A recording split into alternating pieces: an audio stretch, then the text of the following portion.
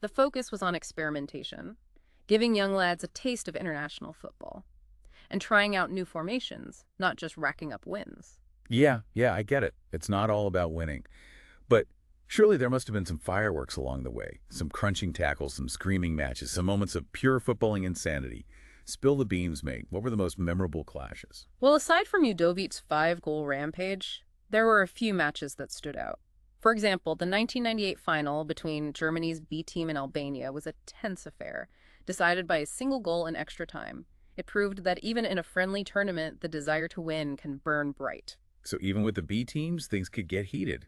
Good to know. But come on, 2 decades of football. There's got to be more than just a handful of memorable matches. What about the rivalries, the bad blood, the controversies? Don't hold out on All us. right, all right. There was that infamous incident in 1994 when a Georgian player was sent off for headbutting a referee. Not exactly sporting behavior, even by the standards of the time. Now that's what I'm talking about. Headbutting the ref. This guy's got balls. What happened? Did they ban him for life? He received a lengthy suspension, of course. The incident sparked a diplomatic row between Georgia and Malta. With accusations of bias and unfair treatment flying back and forth, it was a messy affair. Classic football drama. Makes you wonder if they had VAR back then. Things might have been different. VAR in the 90s, don't be ridiculous. But in all seriousness, the incident highlighted the fact that even in these supposedly low-stakes friendly tournaments, emotions can run high, and things can quickly spiral out of control. That's the beauty of football, isn't it? Unpredictable, passionate, and always a bit mental. Precisely. All right, Yulot, we've dug through the archives and covered the goals, the controversies, the bizarre sponsorships, and the sheer randomness of this Maltese footballing fever dream. But now it's time to get philosophical as a bunch of football hooligans can get anyway. What does the demise of this tournament tell us about the state of the beautiful game? A valid question. The Malta International Tournament, in all its glorious weirdness, existed in a footballing landscape that's vastly different from today's. It makes you wonder, do these friendly tournaments even have a place in the modern game? With all these qualifiers, Nations Leagues, Continental Championships, and clubs squeezing every last drop out of their players, is there even room for a kickabout without the pressure cooker of competition? Yeah, it's like trying to squeeze another sausage into an already bursting gut. There's just no bloody space left. Yeah. But let's be honest, were these friendlies ever really that important? I mean, apart from giving us a good laugh and a chance to see some underdog teams get their asses kicked. Hold on now. Let's not dismiss the value of these smaller tournaments. For those teams scrapping their way up the FIFA rankings, these matches were a chance to test themselves against stronger opposition, to learn to adapt, to maybe even pull off a shock upset. All right, so a bit of a proving ground for the underdogs.